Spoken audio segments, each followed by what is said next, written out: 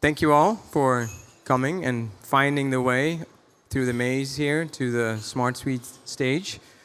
It's not an easy walk, but thank you all for coming. Are we going to be okay? Okay. All right. Oh, I'm forgetting my clicker thing. Oh, here. The detonator.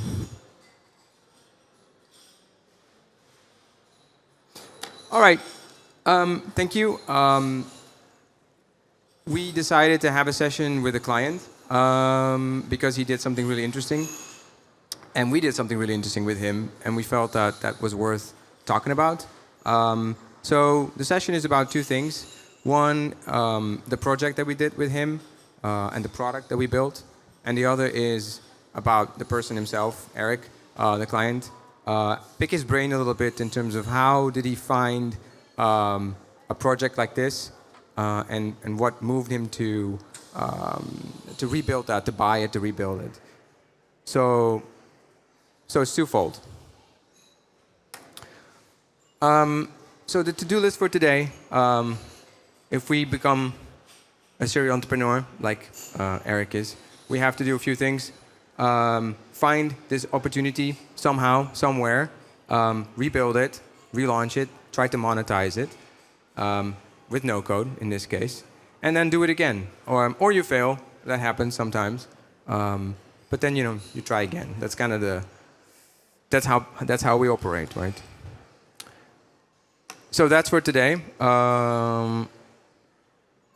Let me first start with a quick introduction. So my name is Vincent. I'm the co-founder of Tinkso. We are a design and development agency specialized in, for the most part, Bubble as a language, as a programming language, as a platform. We try to build stuff that hasn't been built before. Sometimes it's a little bit on the edge of what's possible with Bubble, but it's always in a way that we feel comfortable still, so we know that we can actually build it. We do our due diligence, and we build stuff that really pushes Bubble. And then a few years down the road, we look back and say, well, that's actually now pretty simple to build, because Bubble and NoCode is really progressing, and we can do a lot more than we could do a few years ago. And one of those things was the project that we talk about today. With me also is Bartek, who is our CTO. He was involved in the project at the moment we were assessing its viability and feasibility. So we had a look at the previous legacy platform and see how we could move that over into Bubble. And then there's Daniel, who is not here today. Apparently, we could not set up some sort of a conference call with him, but he's the main developer on the project, and of course Eric. The fact that he's now here with us today tells me a few things. One, we did a really good job, I think, a pretty good job. The fact that he's willing to come over and sit next to us, so we did good there. I think it also means we have to find still a good restaurant tonight. I'm not sure where the booking is at, if they pick up the phone. But Put yeah. Matt in charge of that. All right. Yeah, he's in charge. Yeah, exactly. Yeah. But no, really excited to have you here. Really thankful for you to come over. And yeah, maybe you can tell us a little bit about your journey into basically where we are today. Sure, and I always hate long bios. So I'm a serial entrepreneur. My most successful company, and I've had a number at this point, was a financial technology conference series called Finovate. So we basically caught the fintech wave perfectly coming out of 2006, 2007, and it was Money 2020, which some of you may have heard of, and us were sort of the two crown jewels of the fintech space. So we ran that for about a decade and sold it in 2016. And then I attempted to retire young and failed at that. And so, I'm now on to the next wave of entrepreneurship for me, which involves Volt. Yeah. So quickly about the project itself, maybe if we can go into that one. So about a year ago, I think it's almost a year ago at this point, that we got in touch. You contacted us, and you had this idea of bought something. It's pretty big. It has millions of users. It has a lot of signups daily. It has a lot of posts. It has a lot of activity. And it's also built on something that's 20 years old. And I want to rebuild that with Bubble. And I got off the phone, I remember that, and I was like, no, hell no, you cannot build that on Bubble. That doesn't make any sense. Bubble is not a platform to build a social network. Bubble is really good at a lot of things, but being a social network builder is something it's difficult. I think a social network is one of the difficult things to build in general, let alone on Bubble or NoCode. It is such a high requirement tool. There's so much refinement going into the Twitters of the world and whatnot. So it's very difficult, not just from a UX perspective, also technically, having millions of posts and threads, and it's just something that doesn't really work well on Bubble. So I said, yeah, sure, we're going to build that, and we're going to do that on Bubble. That's fine, we'll make it work. But well, in reality, of course, we pushed back, right? We talked about that, and we came to some sort of middle ground solution, I think. And maybe you can talk a little bit about the product itself in terms of how you found it and what it turned out to be, and how NoCode or Bubble had an influence in making those decisions. Sure. There's multiple pieces there. So Folkt is a social bookmarking platform. So this is where I get to see how many of you are of a certain age. How many of you remember Delicious? Anyone? I've got a couple. Okay. Social bookmarking was this technology. It had a moment in time. It was about 2006 to 2008. And the most famous platforms were Delicious and Dig. And it was sort of early social networks. You have to remember that Twitter launched in 2006, right? Like, we're talking early days here. And the whole idea was sort of that you could share sort of Twitter-esque, sort of Quora-esque, the best links you had, and you could tag them, right? So early days of tags, this whole thing. Delicious had its moment. It came and went. It's gone through multiple owners. It's gone. Dig had a moment, then got the VCs pushed it to grow, and it died. So social bookmarking is more or less something a little Twitter-esque, a little Quora-esque, all about what are the best resources on the web. So how I found Folkt is I was looking to do something digital for my next business. And only in France are you interrupted by wine bottles. It's wine, right? Right, exactly. And so I was looking around, and I was looking at all sorts of digital businesses. And so I was spending time on websites like Flippa and Empire Flippers. These are marketplaces where you can go buy content websites or SaaS platforms. And I was considering buying something rather than starting from zero. And on an obscure fourth-tier platform that actually specialized in selling aged URLs, I found Folkt. I believe the website was called Juice Market or something like this, right? Like I don't know how I found this. I just went down the rabbit hole of the internet. And what immediately attracted me to it was it has a domain authority of 79 on Ahrefs. And depending on how much time you spent obsessing about SEO, domain authority is a 1 through 100 scale that a couple different websites put out their version of. They basically say, how powerful is a website? And so it's a logarithmic scale, which means that an 80 is 10 times more powerful than a 70 10 times more powerful than a 60.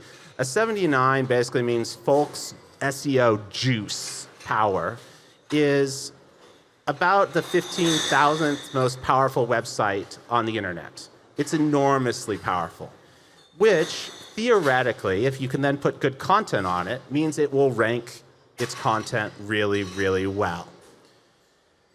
It was not doing this because at the time I bought it, it had about 90 million pages on it. 65 million plus links, each had its own page. 14 million tags, each had its own page. 8 million users, each had its own page. And it was indexing about 30,000 pages out of 90 million. And the reason was they had never put in place any sort of content minimums. So they had pages that were basically duplicative They just had a link on them, and Google doesn't know what to do with that. And so I looked at this, I said, wow, we've got all this content. We have incredible domain authority. So all these pages that could rank, but don't have any content, all this domain authority. And then somehow, this site, which really looks terrible, it looks like it was built in 2006, was still having 500,000 people sign up a year. And cold starting a social network is basically impossible, right? Facebook pulled it off with Harvard. Reddit created a bunch of fake users to pull it off. You know, there's funny stories basically cheating. Airbnb did something with Craigslist to cheat. You know, but I looked at this and I said, here's a terrible website with a ton of juice and it's just defunct. Let's rebuild it. And let's rebuild it cheaply. I say that in quotes. With NoCode, because we don't need something complex here. This isn't a complex website. And so I talked to several agencies. I chose Tinkso. They said, why? We don't want to do that. I said, let's try it. And here we are 8 months later with a relaunched website. Yeah, so maybe I didn't mention, we launched it a few weeks ago now, maybe over a month. 6 weeks? Yeah, 6 weeks. Yeah.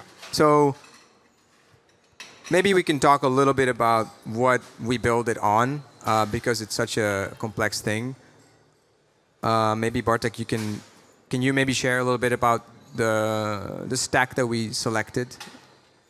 Well, like Vincent already mentioned, we were skeptical, to say at least. We can make it. That's always a great response from your agency. We don't want to do this. No, but we were having a lot of internal discussions what kind of stack to choose. We never work with app with such a big database as Folk, like you saw, 65 million links, right?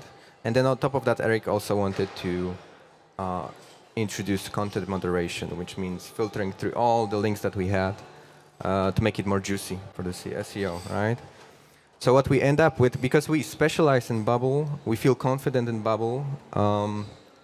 So we pick Bubble and Xano stack. Basically, we use Bubble kind of as a full stack solution with supercharge with Xano database for the links, fetching of the data. And it works well. It works well. We kind of ended up with this. There's now a kind of a meme on the conference where everybody says WeWeb and Xano, or we kind of, I would argue with that. Bubble is still a great solution. I'm kind of hoping at some point we could also sometimes, in the future, maybe move the Xano stuff into Bubble as well.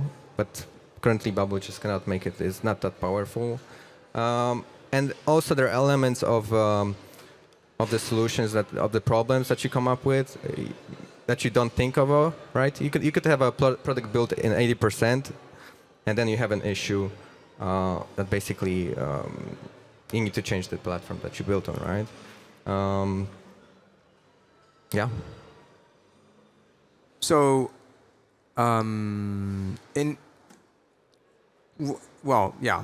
if we look at the maybe some of the hurdles or the challenges that we faced from a product perspective, we talk about, for example, the fact that so many of the links were bad, and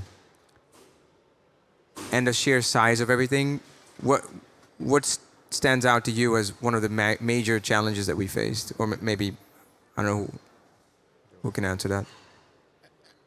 I mean, what I got from you guys immediately was those are some pretty big databases. Do we actually want to do that? I don't know that that's been the major sticking point, though I know you worked really hard to integrate Bubble and Xano.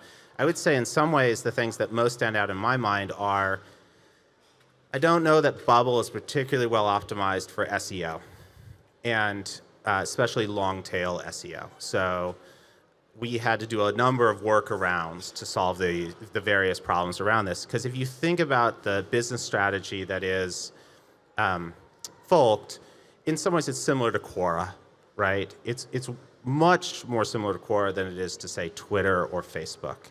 And Quora has a long-tail search strategy, right? They want to aggregate a lot of organic traffic and monetize it with ads, basically.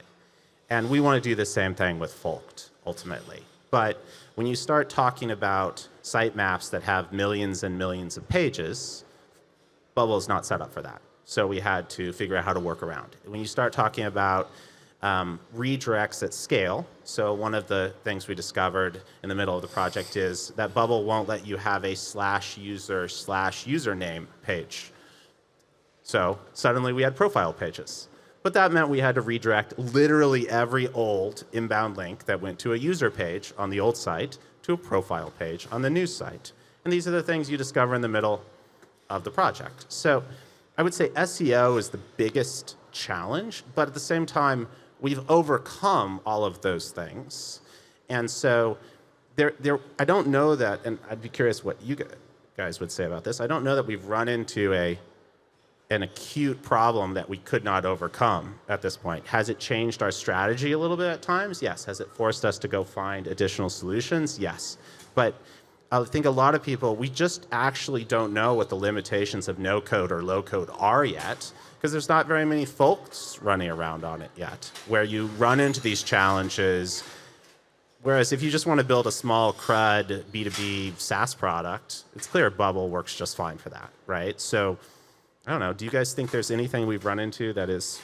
I think you mentioned it all. Like every hurdle that we had, we solved it, right? Either through some external help, right? Either you're just figuring it out directly with Bubble. Yeah, we solved it all, right? So we'll see what kind of hurdles we will get as the platform grows, as we try to build it into better platform. Well, one thing was pricing. Right in the middle of our discovery phase, I would say, and our assessment and looking at the feasibility, we had the pricing change from Bubble. How did you react to that? Badly. It's very hard to be tens of thousands of dollars into a dev project and have someone say, yeah, you got to keep going, but we won't tell you how much this will cost when you're done. And that was hard. Fortunately, I had a good agency, and they said, well, we'll run some tests. And ultimately, when we look at the current cost of running the site, Xano is by far a bigger cost than Bubble, right? Partially because of how we've split it between the two. But so there are pluses and minuses to handing your future to a no-code platform. But at the same time, if we were building on AWS, we'd be handing our future to AWS, and they could change their pricing arbitrarily on any given day. I would say building this purely on Bubble would be much more expensive. But I think Bubble, with the recent pricing changes, they introduce a new dimension into making a decision how you pick your stack, the feasibility, right, of the platform. Maybe if we went fully Bubble, it would become just too expensive to run Folk on it, and it wouldn't make a business sense, right? So that's the additional dimension that we have to now think of when we choose the stack. Yeah. Why would it not be feasible on Bubble alone? Basic business, revenue per user, cost per user, right? It would just probably would just not add up, right? You were discussing, Eric, with the Bubble team, a dedicated instance, right? That might solve it. I think I feel comfortable in that Bubble can scale, but it will cost you. It depends how you compare the cost. You compare it to hiring an engineer, right? When you go with dedicated instance. Yeah. I would add to that just that I think many people want entrepreneurship to have certainty to it. Entrepreneurship does not have certainty, right? I have no idea whether this business will ultimately succeed. I can tell you what the numbers pencil out to, and if so, this was a very good decision. But there are 10 or 12 fundamental assumptions, and we come upon inflection points where we get to test and prove whether my assumptions were accurate, way overestimating, way underestimating. For example, we were highly concerned when we relaunched that prior to relaunching the 500,000 users signing up per year, we were highly concerned that a bunch of them were bots, right? The old site was so decrepit. Now we're fairly sure that relatively few of them were bots, right? So we went from 500,000 new users signing up to somewhere in the 450,000 range, right? So we lost 10%. Well, that was awesome. That was a positive outcome. Of course, immediately our minds move on to problem number 2, right? Or whatever, problem number 3. And so there's just no certainty, even if you were building with an established code base that wasn't no-code or low-code, if you're building with AWS or Azure, there's just no certainty to entrepreneurship. It's nice to have 8 million users sitting behind you, but that's out of over 16 years. We don't know how many of those we'll ultimately be able to convert to active users again. So very little certainty in entrepreneurship. So, yeah, 6 weeks ago we launched. We pressed a button. We migrated a domain, and we were like, "All right, let's soft launch. Let's not do much." And then there was this influx of stuff happening, stuff breaking, stuff we needed to fix, scalability things on Xano that didn't really work or were kind of an issue. Ultimately, looking at that migration and the relaunch, how do you look back at that? How do users look back at that in terms of looking at the results of the last 6 weeks? Given the scale, I would say that it went remarkably smoothly. On the first 24 hours we launched, right, we had 1,500 people sign up. We had maybe a dozen support emails, right? So to Tinkso's credit and to Daniel's credit, who's unfortunately not here with us, the lead dev, it went really, really well. Now, you always wonder what the tip of the iceberg is when you get a support email. Oh, did 100 people have this problem, but only one got pissed enough to email us, right? But for the most part, it's gone quite well. As I said before, we've crossed several key questions off our list of worries. What percentage are bots? Will anyone add a link? We're adding 4,000 links a day. Will Xano and Bubble just completely break at this scale? No, it works fine, right? Is it as fast as we'd like? No. Will we make it faster over time? Yes, right? But we have to pick and choose what we want to work on. And but overall, I would say it's gone really, really well. Do you agree with that, Vincent? You've been watching it more closely. I was surprised, to be honest.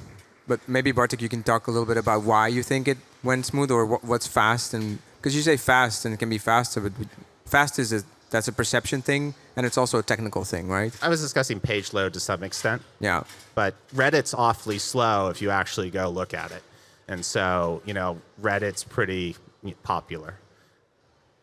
Well, the launch went well because Daniel is good, right? And that's to his credit. But the page load stuff, yeah, Bubble still have some technical debts that they try to solve over the years, right? One of them is the page loads, is the loading of the JavaScript as you do the page load. They're working on it actively. This is the thing that I'm asking when we have a meeting or a meeting with the Bubble team. So I'm also confident that they will solve partially the issue for us in the long term, even in the midterm, right? And there are things we haven't even touched. We don't have a CDN running on it in any way. I mean, we have spent 0 time on optimizing speed. Partially because I am biased at the moment to optimize for functionality. I want to put more tools in front of our user base rather than trying to tweak for slight improvements in speed. So you can only do so much each day, or more specifically, Daniel can only do so much each day. So maybe quickly to round up on the project itself, what are the next things to make it more successful? What are you thinking about? So at this point, like I said, we've crossed a number of key worries off the list. So where we're sitting right now is we have this fully functioning app. It has a lot of organic oomph to it, a lot of organic momentum. Now we're going to start inviting the 8 million legacy users, and we get to see the impact of that. So that's certainly one of those things we're thinking about. How many of those come back? How many can we reactivate? The other thing that is really sort of core to this is we need to prove the flywheel works. And so the flywheel is this idea, Amazon talks about it a lot, that you can sort of have this thing that gains momentum through the execution of the site. So a way to think about this is we have all these users and all this content. Google indexes it at the top of the flywheel. That leads to organic traffic. Organic traffic leads to more users leads to more content leads to more index content, leads to more organic traffic, leads to more users, and we're off to the races. Because Google had so little of the old content indexed, it's taking a while to index the new content. And yet the trend line is good. But when we can prove the flywheel, all bets are off for how big this gets. And so we are going to know a lot more about that in the next couple of months.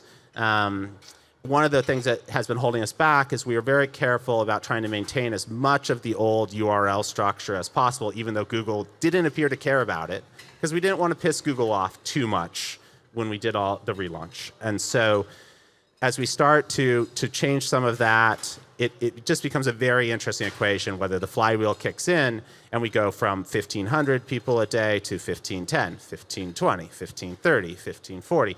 And maybe next year we're adding 10,000 a day, right? Because again, that produces more content, more organic search traffic, and that organic search traffic leads to the ultimate success of the site. Yeah, and well, maybe people are curious about that in terms of how do you monetize a product like this? Like many social media sites, it's a combo of advertising revenues, right? And which ultimately are basically driven by engagement and page views. And ideally a SaaS offering. You'd like a 1-2 combination, right? Ultimately, I think we're very early in our SaaS offering, but so we don't know exactly what's going to resonate with the audience there. But certainly we know that advertising works, and our early data says that that's probably going to be our first wave where we most rely on. But ultimately, it'd be really nice to have a core of 20% SaaS revenues to go with it. Okay, all right. Now, moving on a little bit more, back to the beginning, the more general question around, hey, how do I find something like this? And how do I find something like a folk, my own folk? I was wondering how many people here have built something on Bubble or NoCode before as their own product? And how many of you have bought something and rebuilt it? Yeah. Can you, and I think that's very interesting because we talked about that, right? It's very difficult, the cold start. It's very difficult to start with something. And we see that, and the zero code guys over there, they know that as much as we do. You build stuff for clients. They have the best idea ever, but they never have a user base. You always start from zero, and that is a recipe for failure. But this is actually something very interesting. This is a very big scale, but can you talk to us a little bit about what do you look for? What do you need to look out for in order to discover something like this? And how do you assess that? Sure. So I guess I'm looking for a couple things. One is I'm looking for scale. So generally you want big numbers, right? You know, here we had 8 million users, 500,000 signing up, almost 100 million pages on the site. So if you don't see big numbers, that's bad. Second thing I can say is I'm looking for momentum. So this site had 500,000 people signing up every year organically. You know, one of the reasons is if you go and look at the infinite number of blog posts that have been written by social media and marketing agencies that say, set up your social profiles, right? You should do this. You're starting a business. You're an influencer, whatever. Folked is on there. It's been around for 17 years now. It's on every single list, right?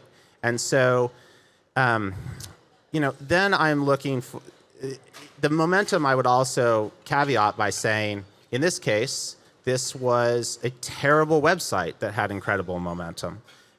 That makes the momentum even more notable. If it's a great website with momentum, that's good too. But this was like someone running a 2.5-hour marathon with a backpack full of rocks, right? It's like, it's impressive to have 500,000 signups when your website sucks.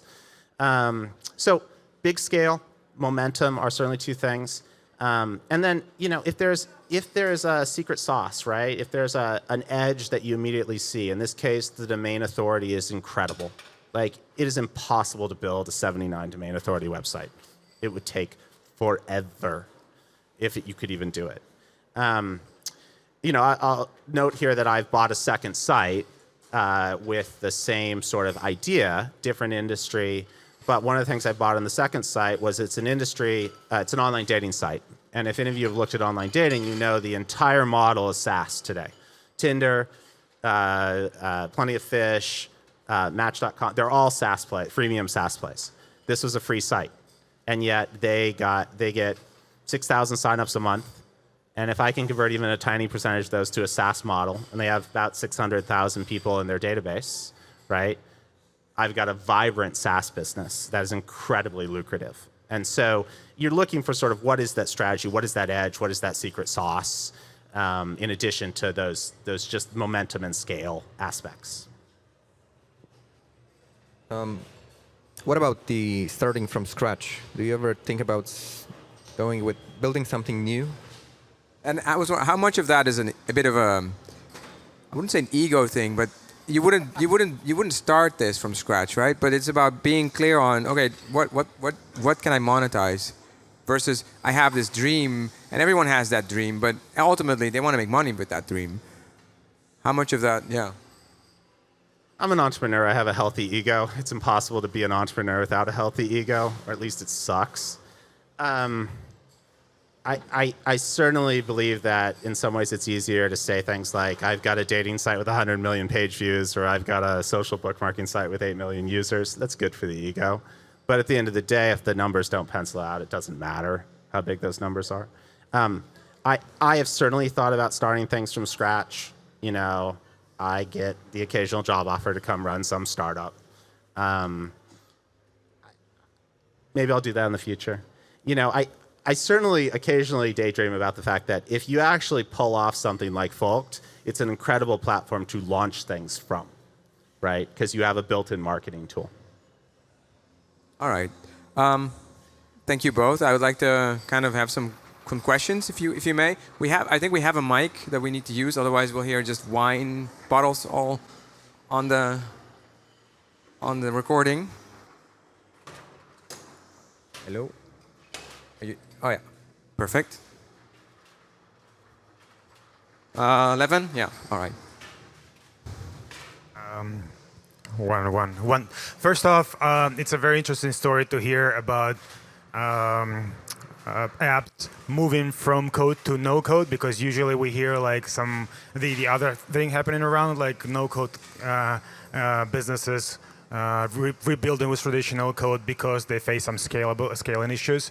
It's great to see examples like that, and kudos to Eric for having faith in no code that it could be possible at that scale, and kudos to the Tinkso team to make it actually happen.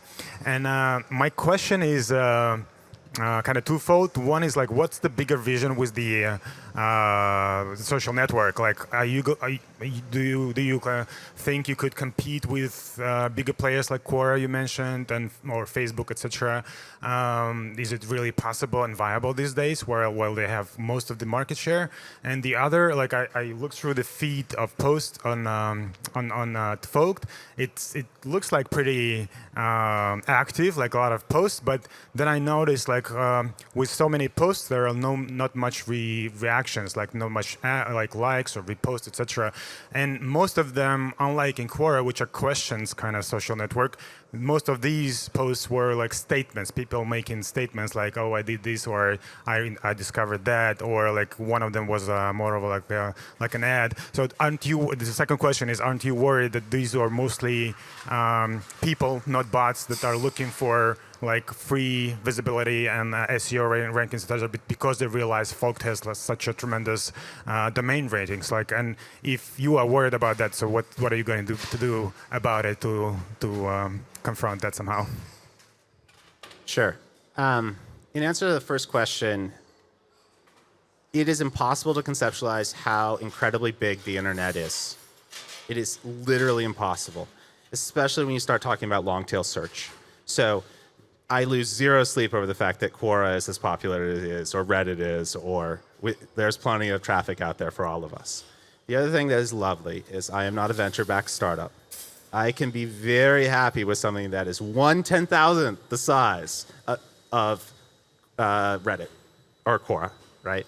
And so I think that we will move in a direction where we say to our users, we're not a social bookmarking platform, we are a social expression platform. And we will start to create channels where we might say, create a blog post, create a Quora-like question. Oh, you want a forum? Great, we can be Reddit-esque. I think the model that I look at most is Craigslist. Craigslist is most popular in the US, but I think it has spread elsewhere. Craigslist is privately held. There are 50 employees. It has $1 billion in revenue. It is a utility for many towns and people. Craigslist is friggin' awesome. I would love to be a tiny fraction of a Craigslist versus a Quora or a Reddit where you almost see them trying to play this game where they want to be bigger than the idea is, which is ultimately what killed Dig, one of the first social, and has killed so many startups that were wonderful till the VCs said, I'm sorry, $1 billion or bust. And then the startup died trying to chase it. So I think that we will, the next vision is to say we have this user base, let's put tools in front of them, and then let's see what they resonate with, right? A classic example of that is eBay and selling cars. Somehow people sell cars on eBay, and eBay had no idea people would want to sell cars on it, right? It just happened. The second question is, it's early days. So it's unclear to us at this moment if you think about what we built, it looks a lot like Twitter, okay? So Twitter is all about the interaction. In fact, too much about the interaction because they care much more about people basically playing for the algorithm than not. So I think that we are 10% Twitter, 90% Quora. And I use Quora very differently than I use Twitter, right? I find a Quora answer when I'm searching, and then I go there and I read it, or Reddit, and then I leave, right? At least that's how I use those platforms. I don't know when we put additional interactive features in front of people, will they interact more?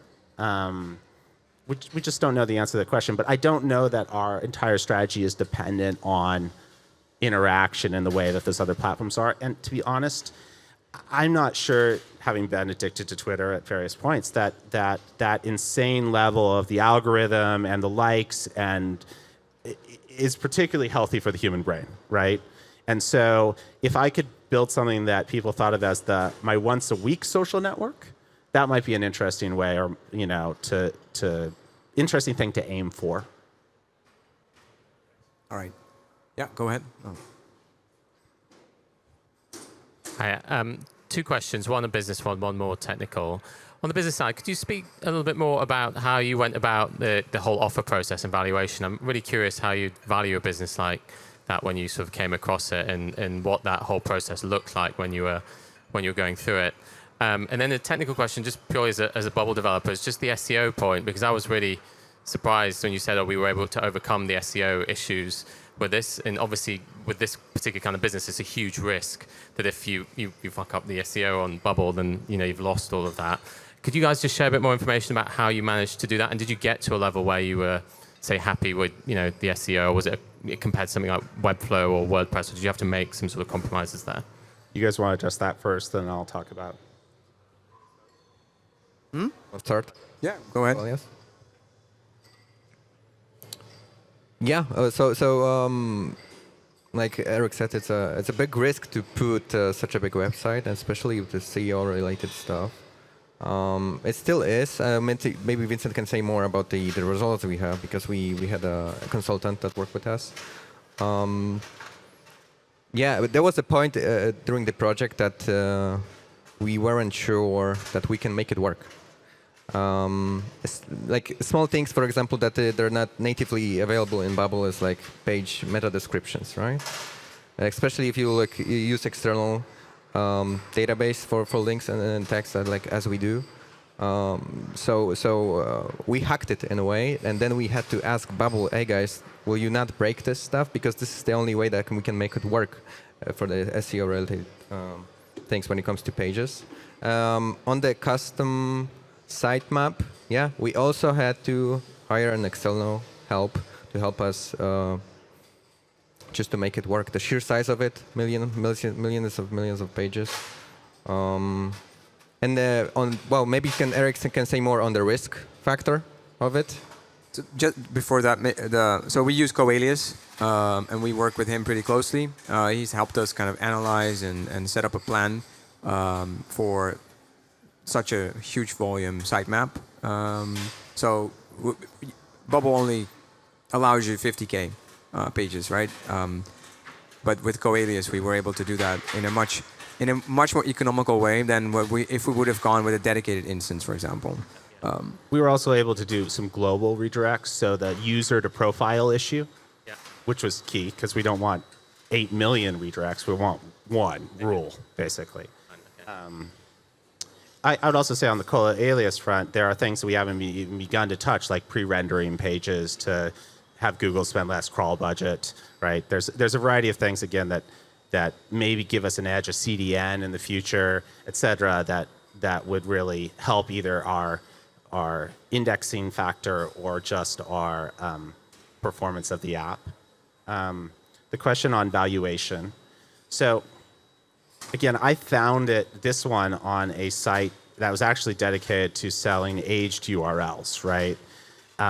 There's a number of these that exist, and you can sort of go in and zero in on what an aged URL might be worth. You never find a 79 for sale, right? Like I sort of looked at it and said, this URL alone is probably worth what I'm paying for the entire site. At which point, you don't worry too much about valuation, right? You just buy the URL knowing that you could probably sell the URL. To Bartek's point on risk around SEO, entrepreneurship has risk, right? I could build on a totally different stack and I'd run into some problem. I think this is something you see a lot, and we were talking about this prior to the speech. Just everyone wants certainty. And if you watch people argue about tech stacks, they're like, this one's better. I'm like, well, which one do you know how to program in? This one? I'm like, okay, so you're arguing your bias, right? Your specialty. I can respect that at some level. You feel most familiar with it, but that doesn't mean the next person over isn't just as right when they say that their stack is a good choice. So it's quite possible that we will run into a problem here in a year where we just say, well, Bubble got us this far, and for better or worse, we need to go rebuild the entire thing. Might be a champagne problem, though, right? If we are actually so successful, we've completely crushed Bubble and Xano. I just don't think it's going to happen, right? I think that for this site and for my goals, because I'm not trying to be Reddit, I'm trying to be 1,000th of Reddit, I'm probably okay.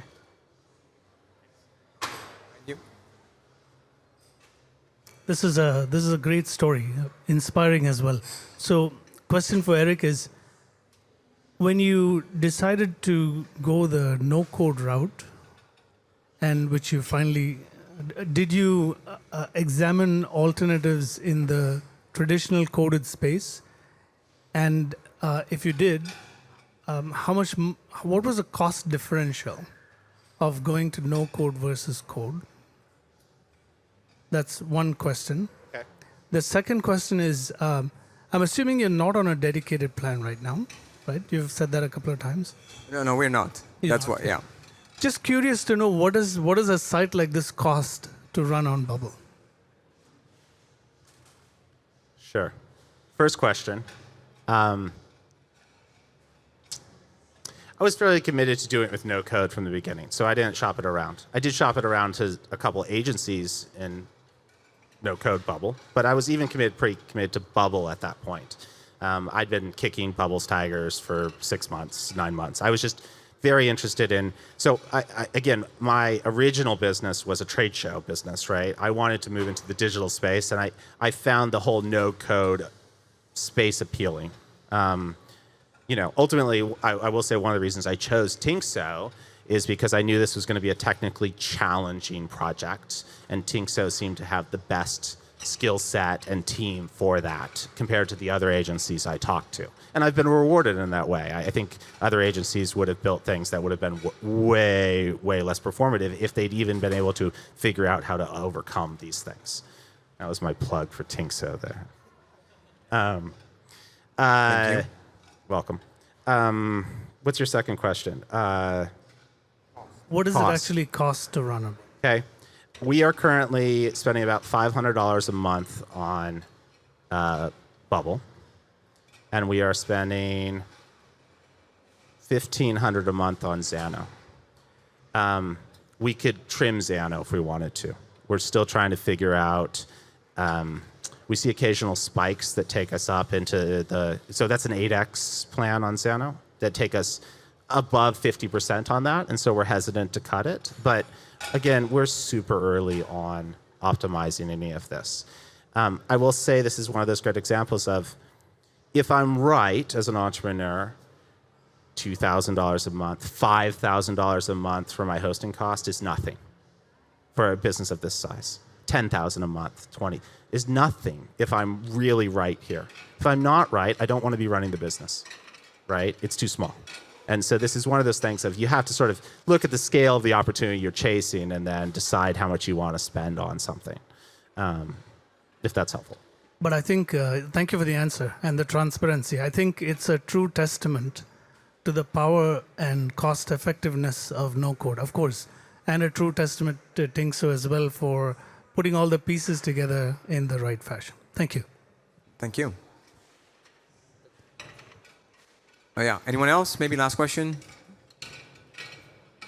No? All right. Well, thank you so much. And yeah, feel free to walk up if you have any additional questions. Thank you. Thank you.